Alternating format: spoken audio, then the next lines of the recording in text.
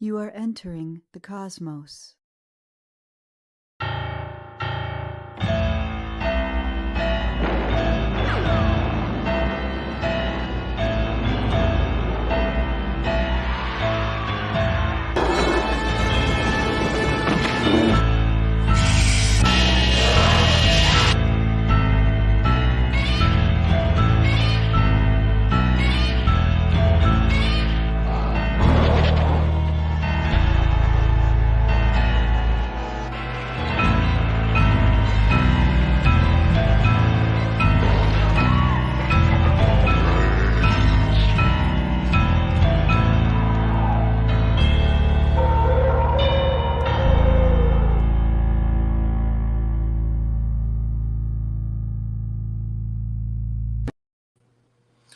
Hello, cadets. Welcome to another episode of General Howitzer's Big Monster Briefing Room.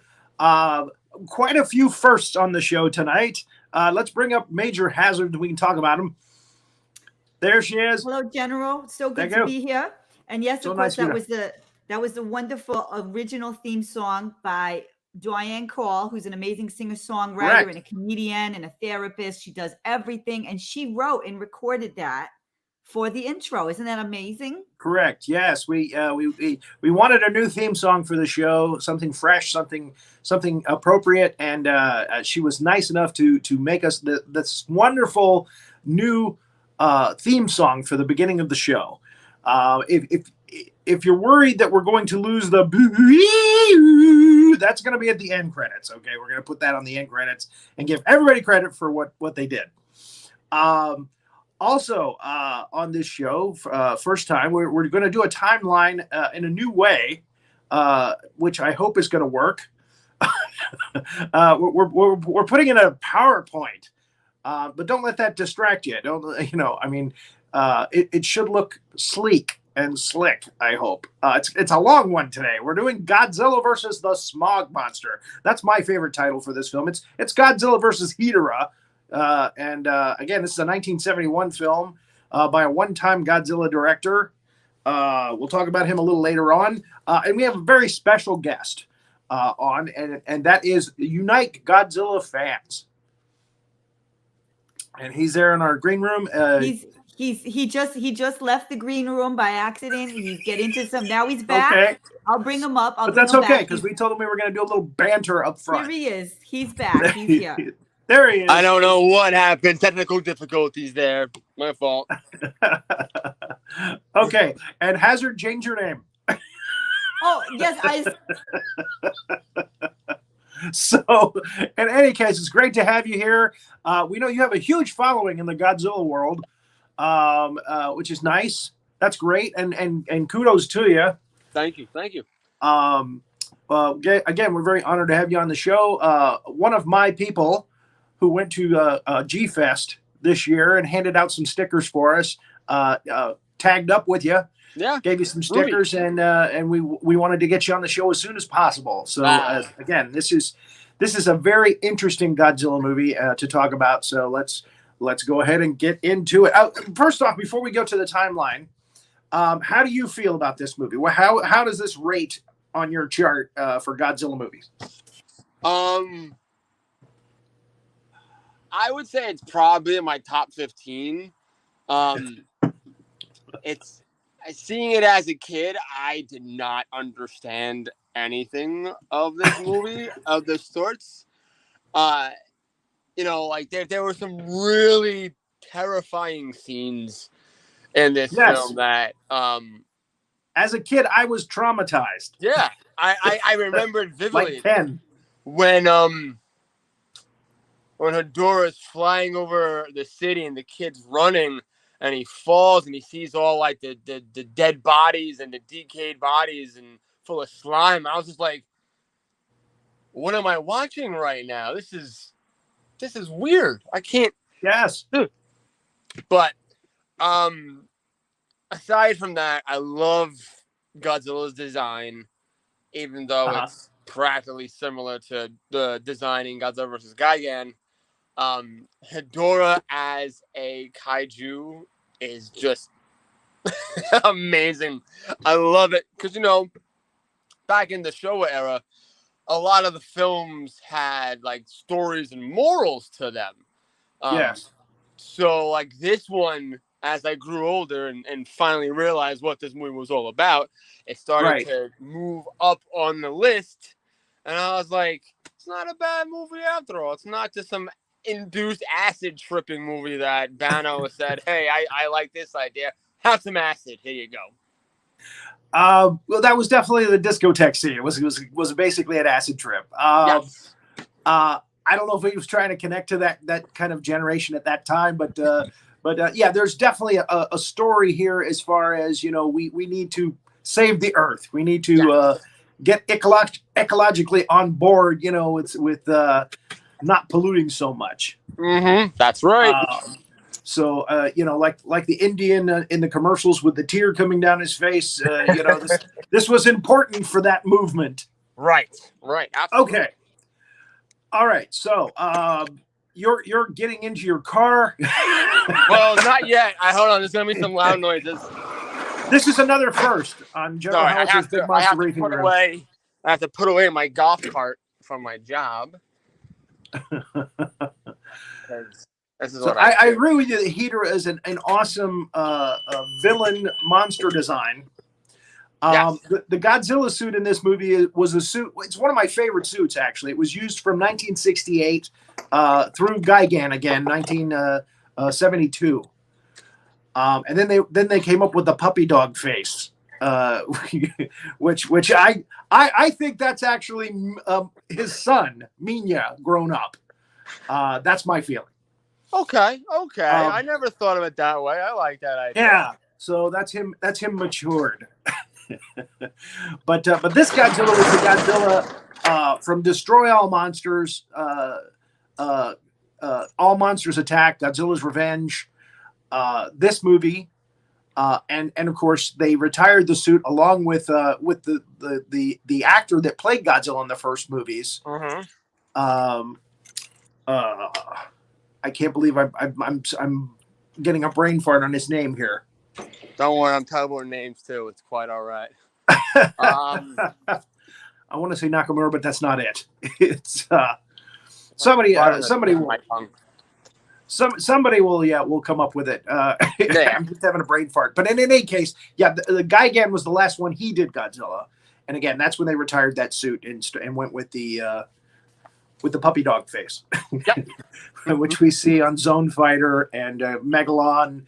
And they tried to darken it up a little bit for the Mecha Godzilla, which we did on the show a couple weeks ago, and Terror of Mecha Godzilla, which is one of my favorite suits. 75 is one of my my third favorite suit, to be honest with you. Oh, yeah, love that suit. Okay, so we're gonna go to the timeline here. At the very beginning, I'm not gonna do times like I've been doing. I've been saying times like, oh, okay, at 1 minute and 30 seconds we have. I'm just gonna go through the timeline and not worry about times. We get the title card right out of the gate. We get a glimpse of the Hedorah in its infant stage, just a baby, and then we have the opening credits. Save the Earth. Also, not easy to find Adrian Russ's English version of that song anymore, but they do have it on YouTube. But for many years, it was it disappeared. They put the Japanese version of the song on all the copies of the film. Then we meet Ken Yano. He's playing with his kaiju figures, his Godzilla figures. He's got quite a nice collection back there. I can see King Ghidorah and some others. And an old fisherman says that fishing in the Bay Area there is not good. And he gives Ken's father, Dr. Yano, a weird-looking, sludgy tadpole kind of thing. Now, ironically, this old fisherman is in a shot at the end of the film when they're on Mount Fuji, too, I believe. It looks like he's there as part of the old groups watching the young kids and, you know, like, saying to themselves, you know, these kids are idiots. Not sure why those two reaction shots were thrown in there, but anyway, there it is. So Dr. Can't make out what this thing is. It's alien to him, or what? And I can't figure out why young Yukio is hanging around. He's not Ken's brother. I'm not sure why he's hanging out at Dr. Yano's house. He's just kind of there. Like what? He's just kind of there. So this slimy little sucker on the news, it gets bigger. We see pictures of this monster getting bigger in the bay, and it's terrorizing ships, drinking the oil from the ships. So Dr. Yano decides to go scuba diving. You know, if there's a horrible monster in your bay, you definitely want to go scuba diving. Totally. You got to go out there. Makes sense. I would do it in a heartbeat. I see a giant polluted monster. I go into the water. Yeah. And by all means, leave your 10-year-old son on the shore. Of course. Don't worry about the kid anymore. Just get in the water. The kid up fine. So naturally, the creature attacks, and Ken actually cuts it with a big knife. Again, give your 10-year-old son a 12-inch hunting knife. That's a good thing. Dr. Yano comes face to face with the monster, and he doesn't do as well as Ken did. Ken gets a little burned up hand, and the monster burns Dr. Yano's face. He gets a whole face pull. Yeah, and naturally the news media want to get pictures of it. They're there. So Godzilla is Ken's hero. Why not? And by this time, you know, we've established that Godzilla helps mankind. You know, he's a good guy. We're on the good guy side now. Yes. Oh, I can't remember the name of the guy that did the soundtrack for this. He only did this one in Megalon. How did you feel about his music? I'm more of an Ifukube fan myself, but how do you feel about the music in this film?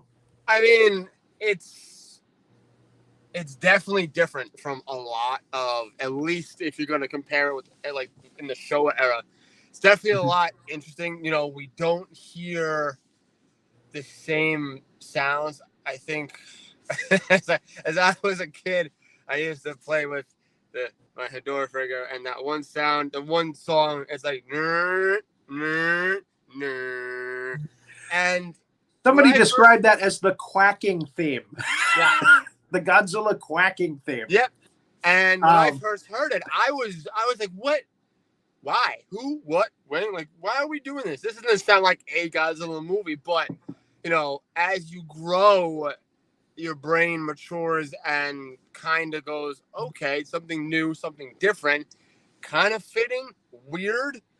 I learned to like it. I don't love it. Same thing with Megalon.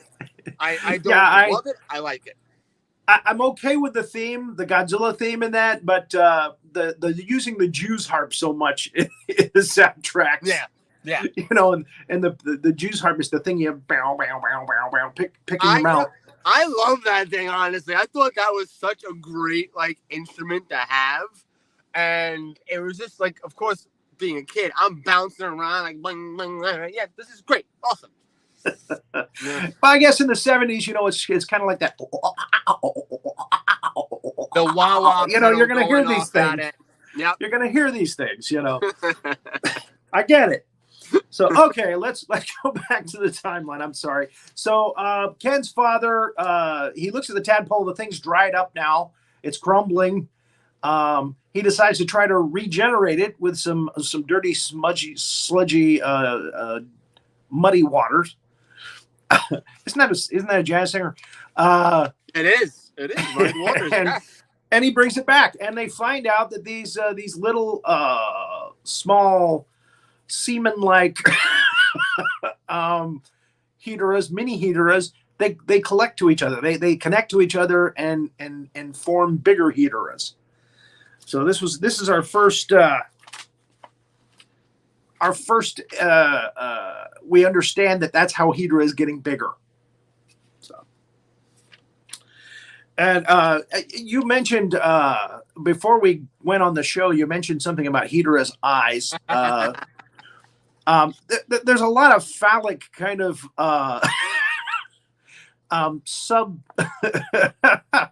subliminal, maybe. Again, these little Hedorahs look like semen, and they become tadpoles, and he gets bigger and bigger. And you're saying that the eyes, are because they are sideways red eyes, kind of represent vaginas. Yes. Yeah. Okay. And you can Google this. This is an actual fact. Okay. Even Bano said it himself, I believe, in an interview. They quoted him, and he was just like, "I wanted them to look like vaginas." Okay. And that was that. And ever since then, I cannot unsee or unthink it. And I just go, okay, fine. I'm accepting this. Yes, the metaphors. I know I read somewhere that Tomoyuki Tanaka, the producer of the Godzilla films, was outraged when he first saw this movie. Am I correct? And this film was not liked at all. Yeah. By Toho. After the release of it, Toho banned Bano from ever touching Godzilla again. That's how pissed off Toho was. Yeah. Which is hilarious because, they've okayed other weird things with Godzilla, but banned this. Right. And he actually had another Hedorah film planned. Right. So that was going to be... God, there's so many titles to this. It was going to be Godzilla 3D Max, I think, or something along those lines. That would have brought back Hedorah, but all in a different type of story from my memory, which is horrible. But it unfortunately fell through the cracks and never got. They wouldn't let him bring back vagina eyes. No, vagina eyes is banned. One of our fans here, MM Farwell, says she likes to hear me say vagina. Got to please the fans. I know. You always got to please the fans. They want to hear you say vagina. You say vagina.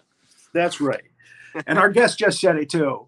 Okay, so we get back to this is the discotheque scene, which is very psychedelic. Remember, this is 1971. We're coming out of free love and the psychedelic era. And our Yukio, our quote hero, is drunk off his ass and he's hallucinating during this scene.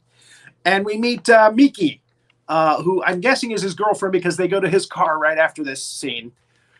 And she's, got long hair and she's dancing, doing the moves. She's a go-go dancer. So our heroes are a go-go dancer and an alcoholic. I mean, can you blame them? we got monsters coming all over the place. Like, why not be an alcoholic? So maybe there's even more messages to this film underneath. There's layers and layers and layers that we just didn't know. Hedorah comes on shore. He's got little legs now, little stumpy legs. He's like a kaiju corgi. And he makes his way over to the smokestack area there. And of course, this police officer is a regular in most of the Toho Godzilla films. He says, Hedorah's not real. So I'm guessing there's a message there about the police not really, listening to you when you try to talk to him. So Hedorah takes a drag off a smokestack. And he's enjoying himself, Again, swelling. The head is swelling. So, and the metaphors for his sexual conduct and drug-induced moments in this film is phenomenal. I swear, like now, seeing all these like little references, I'm just going, how did my mom let me watch this when I was a kid? What the fuck is wrong with you, Mom? They didn't know. Right. They would look at the screen, they'd see Godzilla, and they go, okay, it's okay. Yeah, that was it. Godzilla is fine. Godzilla's safe. They didn't realize that Bano snuck all that stuff in. And Godzilla shows up. And, man, these are dark. That is one thing about this film. There's a lot of actually Godzilla action in this movie. I mean, the end fight alone is like the last 25 minutes, 30 minutes of the movie. Yeah. So a lot of fans like it because there's so much Godzilla in it. Yep. But again, a lot of it's dark. The action is kind of dark. It's at night, and Godzilla's dark and Hedorah is dark. They're dark grays. So they kind of blend in. So it's a very dark film. So anyway, Godzilla, beats the hell out of Hedorah for the first time, starts swinging him around. Pieces of him are flying off. He even takes out a mahjong game. That's going to be a while before they're able to re-rent that place.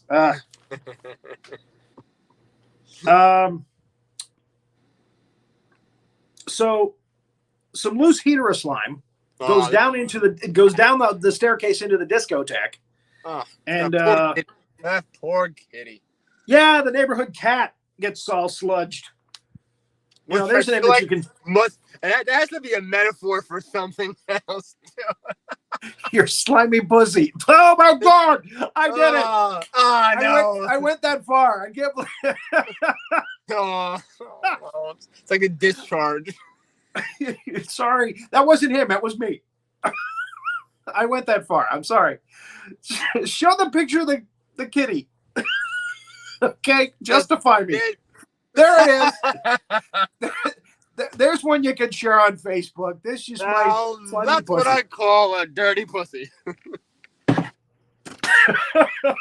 See, okay, now he went there. I can't save him.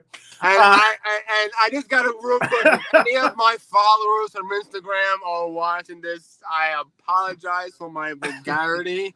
This is an all-adult show, so you all the metaphors are watching. there. That's why we're trying to show you. All the metaphors are there. It's in there. Like, we're not making this up. Like, if you watch it,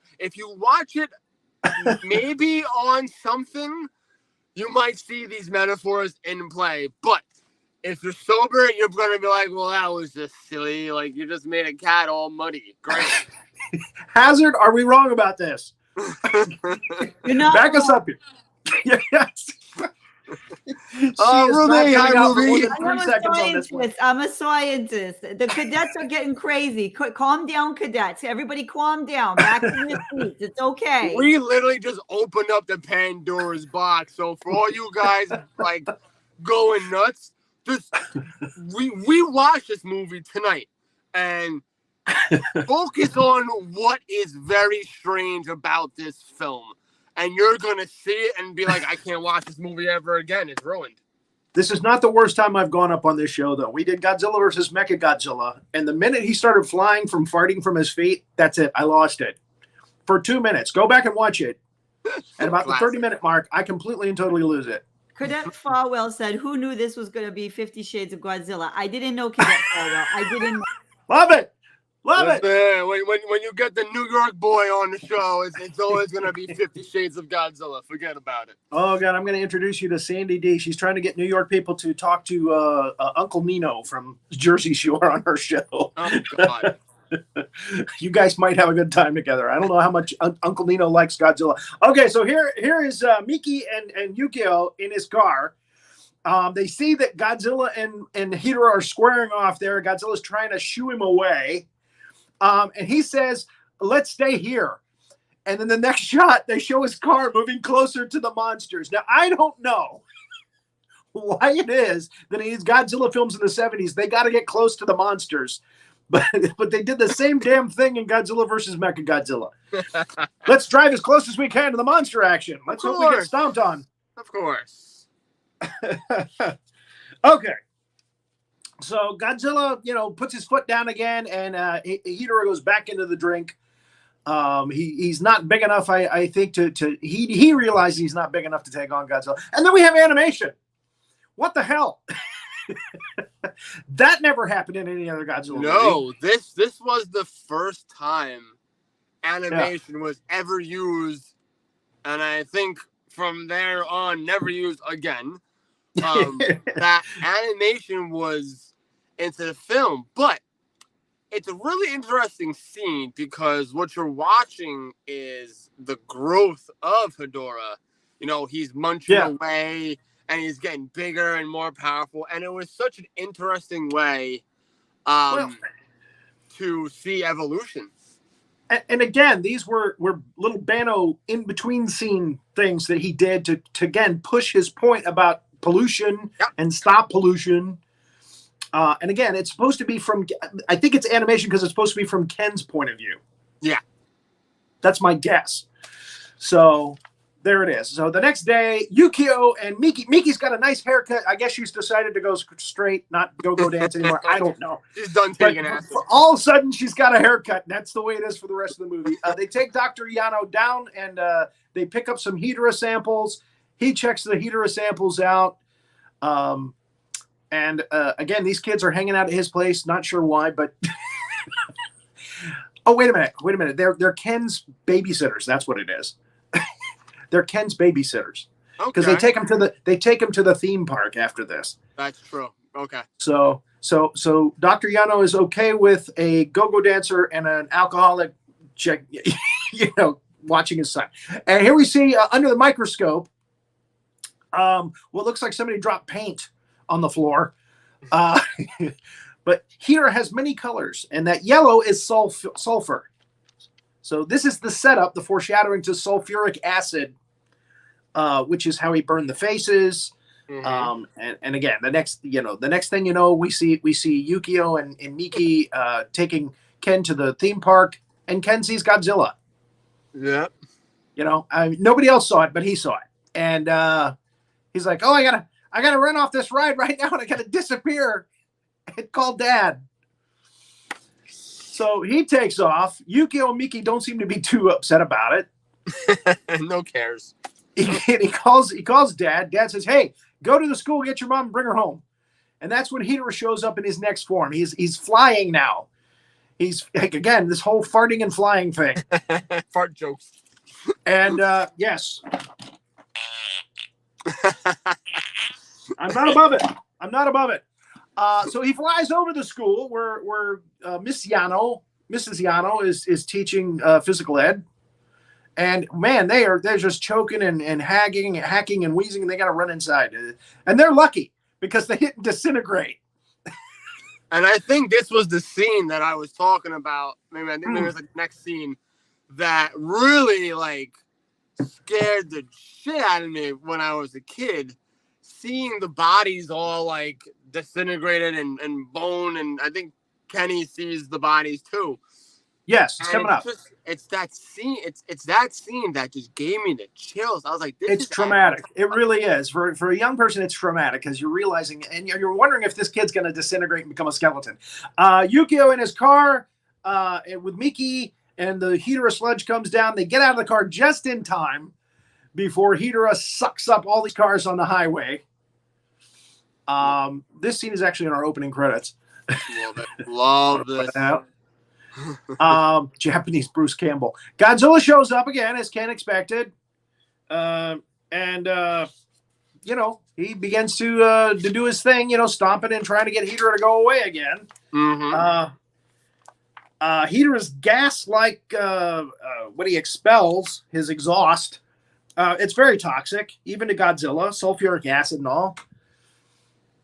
And Godzilla makes that strange sound that just came back to my head. I forgot how it sounded, but they made it sound like he was choking, really badly too. He kind of got worried about the big G. Okay, so now instead of just making you choke and burn your lungs, in this couple of seconds, he's upped his game as far as his exhaust. Now it's acid that's coming out. And it's not just burning your face, it's burning your whole body. So these people drop like that, like sacks of potatoes. And this is why we do auto inspections, because if Hedorah flies right over you, I'm guessing it's because he's right over these people. Maybe he didn't fly right over Mrs. Yano and her class. Maybe they were just close, but he flew right over this guy. And this guy disintegrates until he's just a goopy skeleton. So your flesh burns away, you become a goopy skeleton. Yeah. There it is. That's a goopy skeleton if I ever saw one. And then Ken finds you and he's traumatized. So if Hedorah flies by your construction site now, and that little figure there is a man who's just jumped to his death because he doesn't want Hedorah to run into him, I guess. The fumes are going to actually immediately disintegrate your structure and cause it to collapse on itself. Yeah, like that. So I don't think the insurance is going to uncover that. Most likely not. Kaiju damage? Nope, not in these pages. And then again we get this commentary by Bano showing us, hey, this is what's going to happen to you if you don't pay attention, if you don't stop the pollution. Yoshimitsu, that's his name, Yoshimitsu Bano. Ah, yes. Yeah, I had it here in my notes. So we go back to the Yano family, and it's amazing they're all still alive. Okay, because they've all come head to head with Hedorah. I mean, they were close. It's a tough family. Dr. Yano has figured out that he might be able to dry the Hedorahs out with high voltage electricity. So that means it's time for Yukio and his friends to go up to Mount Fuji. Yep. Again, when you've got a monster rampaging your city at regular intervals, the best thing to do is to go out and have a love fest. Yep. So it's a kind of the end of the world as we know it thing, I guess. and they're doing big fires. God, this movie. Yep. Jesus. So that's not going to attract Hedorah. The smoke from those big fires. No. They've shut down all the factories and everything in the city, but hey, we can go up to Mount Shibuchi, light some big fires. We'll get them to come out. There you go. And there's the old people. They're like, were we that stupid when we were young? I mean, seriously. These kids are idiots. We smoked and drank. What are these kids doing? And sure enough, Hedorah is on his way. He's flying right out there. Hey, I smell something good. That and probably all the pot smell. Yep.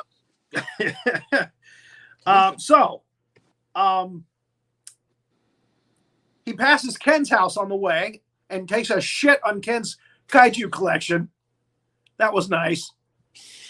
So survive my attacks, will you? I'll show you. Take my shit. Take a look in your fish tank too, pal. I left an upper decker for you. Oh, Mrs. Bano, hey, your garden? I got bad news. It's covered in shit. Exactly. So he definitely made a stop at their house on the way. So he's out there now next to the Love Fest, and Godzilla shows up. Ken sees him first because Ken's out there. Hey, let's bring a little kid to our Love Fest. Not past his bedtime. Smoke some pot in front of him. Have some free sex outside. Hey, why not? And Godzilla, of course, continually in this next 30 minutes gets burned, mostly in his face and his shoulders. Hedorah's got a lot of he's got a laser coming from his eye now.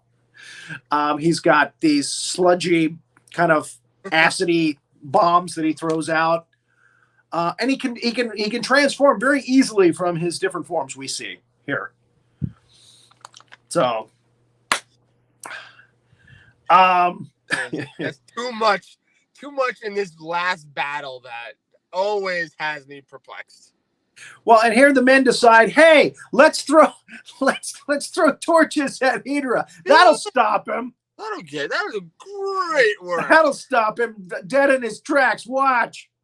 So yeah, they end up starting to throw the fire at him, and of course they die. You can't see it, but that's them dead. They're dead. He's killed all of the men there. So and deadly eye laser coming up here. Yeah, there we go. What does that look like, gentlemen? Gentlemen, where is that? Laser out of his vagina. Eye. Whee. But in Godzilla's world, it's an eye for an eye, isn't it? So Pretty yeah, much. he takes out one of Hedorah's eyes in this fight too. So Yep. each one of them has one eye each. No, come on. Come on. I can't. But Hedorah gets him down again, and he flies his carcass into a big hole and dumps him in. There he's getting burned again about the face. Yeah. That pit scene, though, I even was scared that Godzilla was gonna be finished off in that. Well, and later on, that scene is just like, what happened? How did he get out of the pit? You know, the next time you see them fighting, they're rolling down a mountain together. Yeah, it's like, wait a minute, can't you show us how he got out of the pit? I'm pretty sure the acid was hitting at that moment. Because yeah, he was being covered in like Hedorah sludge, which was probably acidic. And he was like, I mean, there was a lot of it. How the hell did he get out of that? But they never show us. He just decided, hey, you know what? They'll never worry about it. We'll just unsolved mystery for the rest of time. Okay. So we're trying to move forward in the slides to that. Okay, there he is flying his carcass over there to the hole. Yeah. And dumps him in. Takes a shit on Godzilla's hill. And there he is. He's in a giant hole, and Hedorah is excrementing. Hot lava shit. He's just dumping on him. Dr. Yano and his wife show up where they have the giant electric plates set up in the middle of the field, in the middle somewhere on Mount Fuji. We're not sure where, but it's somewhere there. I love this. Oh, I've got my husband in the trunk, and the reaction when she opens the back hatch to reveal the doctor. The military guys are like, okay. No, really, I got my husband here in the trunk. Here he is. He's Dr. Yano. So here we've set up that, okay, electricity is going to dry out the Hedorah. We've set up 2 electric plates on the side of the mountain. And my mind is like, how the hell are we going to get Hedorah to go in there? Get them to go between those plates. Yep. And he's like, we're all ready to go. And then Hedorah and Godzilla roll down the mountain into the electrical power lines and take out the power. Of course. Yep. Why not? Again, the question in my mind, how are we going to get Hedorah to go through these 2 plates? Oh my God. So, this is a military plan that probably should have had some more thinking through. Just a little bit more thinking, I think. But it's okay because they're convinced now that Hedorah will be attracted to little toy truck headlights. I forgot about that part. Oh, so here he is using his laser. He's heading toward the plates like magic. He's heading to the right area. Godzilla's down again. And as foes go, when people tell me, okay, Mothra's going to fight Godzilla, I know who's going to win the fight instantly. Mothra is going down in a few seconds. That's my feeling. Sorry. She means sacrifice. So he's going to vaporize her. I mean, that happened in 2002, I think. Godzilla, Mothra, King Ghidorah, MKG, all monsters. Yeah, 2001. He just vaporized her. That's the way it was going to happen in my mind. She goes right in front and gets smoked. And a lot of people hate me because I bust on Mothra so much, but as villains go up against Godzilla, low on the totem pole. Yeah, I agree. Hedorah really did a lot of damage in this one to him. Yeah, absolutely. So, okay. Where are we here? It's so dark, I can't see what the hell's going on. Okay, there's Hedorah. Hedorah is heading for the electric plates. He's going to go between the electric plates.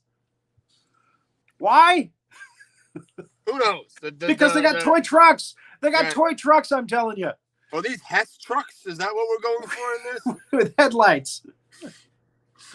So Hedorah has got to be, mesmerized by that. Oh, and Dr. Bano and his wife are like, okay, this is not going to work. but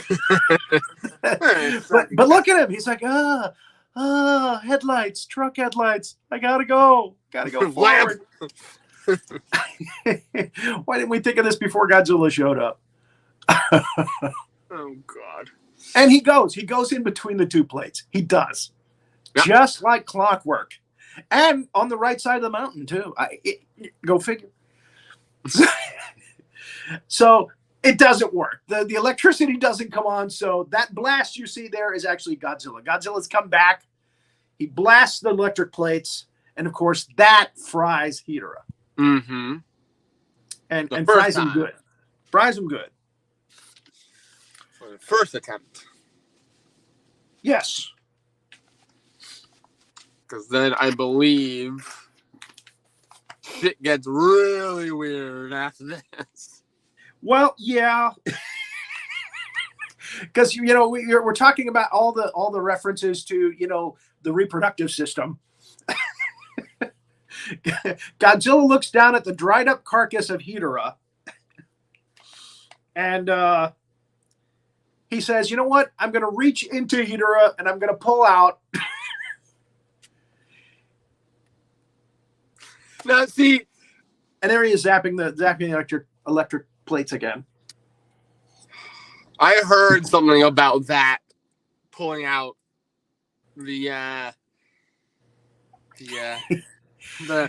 ball-like object. Come on, we've already said vagina a zillion times. We've said now. I don't know if this is true or not, but I've heard it was that very phallic.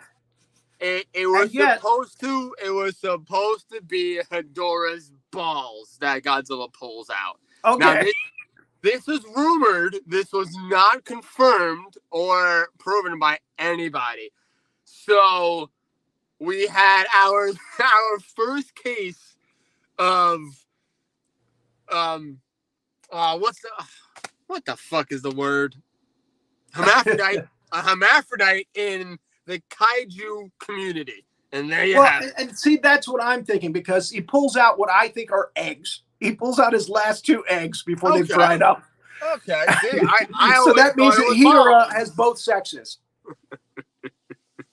I mean, it's either. I mean, I had never heard that it could be his balls. That makes sense, but I went with the balls. I felt like, especially. I'm thinking it's his last 2 eggs before they've dried up. He's going to make sure this Hedorah is not going to reproduce and make another Hedorah. Hedorah has reached menopause. She's dried up. Everything is just sand. Again, drying up Hedorah. All the references are there.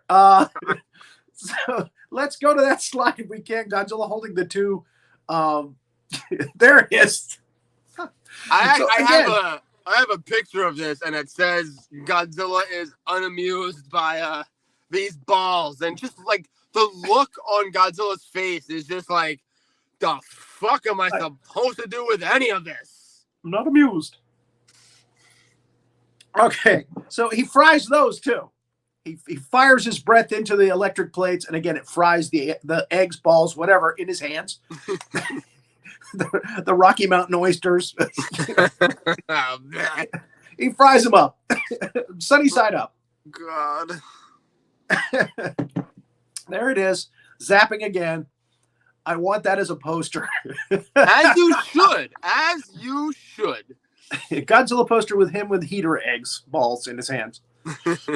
Egg balls. Egg balls. Okay, that's it. And shooting his fire. All right, so Hedorah is now completely dried up, right? Wrong. Guess again. Nope. Hedorah flies out from the pile of crap, and oh my God, here we have another first. Godzilla uses his atomic breath to fly. Okay, he actually shoots the breath downward, and it lifts his ass off the ground. He puts his tail up between his arms. He flies backwards. And not only flies, but flies damn fast, because Hedorah had a huge gap. There was a huge gap between the 2. Yeah, he had a huge. Oh God, what the hell is the word I'm looking for? He had a head start, a huge head start. Yeah. On Godzilla. Godzilla catches up to him, brings him down, clobbers him again. He falls on him. He's just like, okay. Yeah, falls on him, comes back, and then throws him up and down against the ground like a cartoon. I've always loved the tail grab, and that, I think, from, what was it? Even with Godzilla versus Mechagodzilla, when he does that, or in Terror Mechagodzilla. Yeah, no, Godzilla versus Mechagodzilla was 74.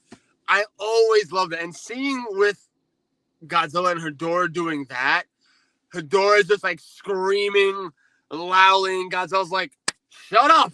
And just loved that, bitch. Loved it. Clearly, I had issues when I was. I got your balls, and now I got the rest of you too. I punched out your vagina eye. I got your balls. Now I'm just beating the shit out of you. Domestic abuse. So, burn my face, will you? So then he flies him back. He's like, no, you're going nowhere. He flies him back to the electric plates, which makes more sense. Godzilla should bring him there, and drop him off there, and then make it happen. And the damn thing still doesn't work. Godzilla's got to use his atomic breath, which he's been using a lot. To fry up the last parts of Hedorah. He actually holds him there. And this is strange because, he's holding him there because the electricity hits Godzilla too. In earlier films, they say Godzilla doesn't like electricity. King Kong versus Godzilla, they say he doesn't, but he's okay now. Yeah, he's fine. He's okay. He's cool with it. And in Godzilla versus Mechagodzilla, he actually uses electricity. He soaks it up and uses it to make himself into a magnet. It becomes Magneto. So it's like, do these guys even watch the earlier films? I mean, come on. So, but he's okay with it. So let's watch him zap Hedorah again. Next slide. There he is, zapping Hedorah again. These angles in this film. I mean, all Godzilla movies have some fantastic angles, but in the Showa era, the angles are just like this shot alone. Like this just looks brutal. Like you could see the pain in vagina eyes right there. It's just no. Not brutal yet. Okay, he's grabbed his balls, eggs, whatever. He's not so brutal yet. Now overkill. He's gonna go. Listen, this ain't over. You gotta pay. He pulls him. He just starts pulling pieces out and throwing them. He tears them apart. Tears them into little teeny parts. Throws them all over the place, and then zaps him again just to make sure he's completely dried out. Yep. Oh God. And there you just take that, biatch. You'd think Godzilla would know not to pollute. Like, come on, Godzilla. Damn. Well, and there it is. And if I were them, I would take trucks and scoop up all this Hedorah garbage and put it in one place away from everybody so that he doesn't come back. And then Godzilla gives a look to the military guys, like, okay, guys, you really screwed up here.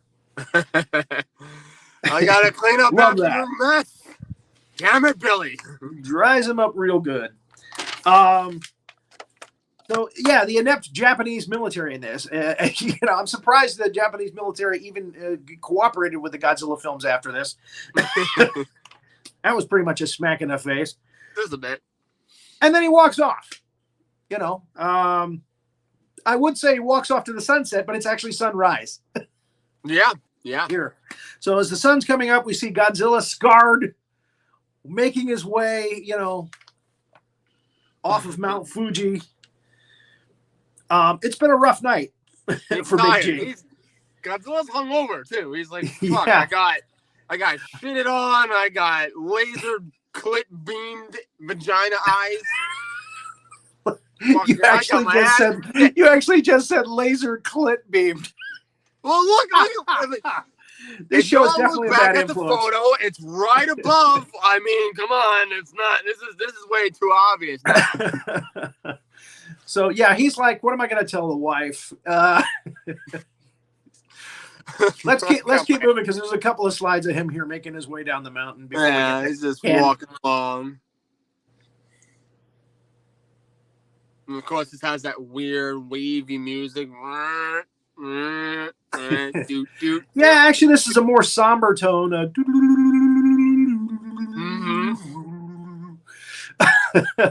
Love it. Absolutely loved it. By the way, Hazzard loves it when I do stuff like that, when I make sounds. He loves it when I make sounds. All right, next slide, please.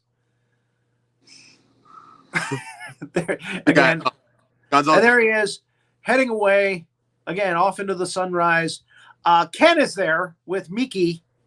Poor Yukio's dead, so, I guess Miki's going to be the only babysitter. But here's the thing. Next slide, please. There's another guy, a military guy, behind them. And I'm like photobombing them. And I'm like, where the hell did this guy come from?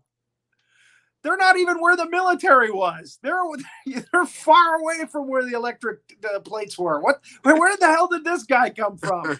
Did he go to the Love Fest, and we just didn't see him? Pretty much. He's not a real Marine guy. He does his costume. I don't want to hear anything else. So yeah, here we got this weekend warrior. It's like, where the hell did he come from? With his glasses, he's got thick glasses on. Stereotype. Yeah. And of course, Ken shouts out, nice little Shane move. Godzilla! Okay, camera. So after this, and again, he's off into the. It looks darker now. What happened to the orange sky? Where was that? This took the whole day. And here is a famous Japanese painting called the Great Wave off of Kanagawa. Yeah.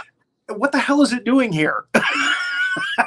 What the hell is Bano trying to say here? This movie is all about the metaphors, and this happens to be the most PG one in the whole fucking movie. So, again, not sure why he put that there. And then he follows it with, and yet another one. I'm confused. I don't know about you, but I'm confused. I didn't get it. I never. But then it says the end, and it's like, and then it says full circle. We see the very beginning shot for the opening credits with the baby Hedorah and the end. Yeah. So, and that's the timeline. Hazzard, are you still there? Where do we go? I'm here. Okay. Well, I'm just saying you can join us. When we recap this thing here. So overall, it is an interesting Godzilla movie in the whole canon of Godzilla movies. Yeah. I can't put it there with All Monsters Attack, Godzilla's Revenge, which most fans don't like. They just say it. Revenge. I get plenty of shit for it, but that's okay. It gets too much flack for being too much for kids. But at that time, you got to remember that the Ultraman thing was huge. Yeah. Huge. Mm-hmm. So again, that's why they were starting to market towards kids. Yeah. And I guess in some way, Bano wanted to take it away from there again and put it back towards adults. Hey, look, penises, vaginas. Click the balls. Here you go, guys. He's gonna crush his balls. Y'all Toho need to be stopped sensitive. Y'all too sensitive with these fucking kids. Fuck the kids. Get back to the NASA's. I mean, what? And again, when I was younger and I watched this movie and I watched Megalon, which has the same kid actor in it, playing the kid in the movies. And again, it became a natural thing to have a kid in the movie, who was like 8 or 10 years old. Yeah. And again, that's the Ultraman thing. They're just trying to cash in on Ultraman. I mean, they even did a kind of Ultraman character with Jet Jaguar, Yeah. Mm-hmm. So I hated the kids when I was younger. I couldn't stand them. I was like, oh, how annoying. Not the kid again. But then I saw the original Japanese versions and I realized, it was the dubbing. That's what it was. The dubbing it's probably some female actress doing the kid's voice and it's just annoying. Yeah, basically. But, and I talked to can't get dubs right. Oh, yeah, I talked to Linda Miller about King Kong Escapes on the show. And she was so horrified when the English dubbing came out for that film, and the person that did her voice, she just hated it. And I realized, okay, maybe this is a dubbing thing. Yeah. Well, if you look at like the camera show of films, the dubbing on there is I want to put a bullet in my ear because it's so bad. It's Governor, it's the defender of all children. Come on, Gamera! Come on! Gamera, save us, Gamera! We're in a spaceship! We're going away from Earth! Gamera, help us! God. Although, you know what? What was it? In Gamera versus Virus, whatever you want to call him, the American kid does some good Japanese speaking. I'll give it to him that. It's actually very impressive if you switch around the audio. I'm like, okay, you did a good job. But then when the dubbing comes on, it's just, I want to kick a kid in the throat. Stop it. No. Well, thank you again so much for coming on the show and having some fun with us as we talked about Godzilla versus the Smog Monster. Remember, everybody, vagina eyes for all. It was wonderful. People weren't ready for this. The cadets want to know if you will come back, United Godzilla Oh, of course. fans. Listen, I'm absolutely honored to be on the show. I think this is I am so grateful and thankful. I guess I'll just do a quick little spiel. My United Godzilla Fans is never about me. It's about the fans, for the fans, by the fans. Whenever I get a thank you for the page, I go, listen, this is your page as it is mine. So if I'm welcome at any point in time on the show, I am honored. I am blessed. And, you guys can find me on Instagram, Unite_Godzilla_fans_. Shoot me a follow and tell me that you saw me on this show. And I'll let, everyone know that I was here. And I thank you so much. And I hope that your fans will continue to watch General Howitzer's Big Monster Briefing Room, even when we're not doing Godzilla. Prepare for more followers, that's for sure. For sure. We do all monsters. We want to try to protect you from all these dangerous creatures that are out there. So, but we do a good dose of Godzilla and Gamera on here and other kaiju films. So definitely check us out. Keep checking us out. Definitely do that. And we want all the fans to please stay put, stay where you are, because we have a live version of a live episode coming up, Sandy D's show, which is No Icing with Drita. And that will be live in 2 minutes right here on Cosmos Creative. So thank you, everybody. Please stay tuned. Keep an eye out for those big monsters. Be well, everybody. Stay united, G fans. I'm out of here.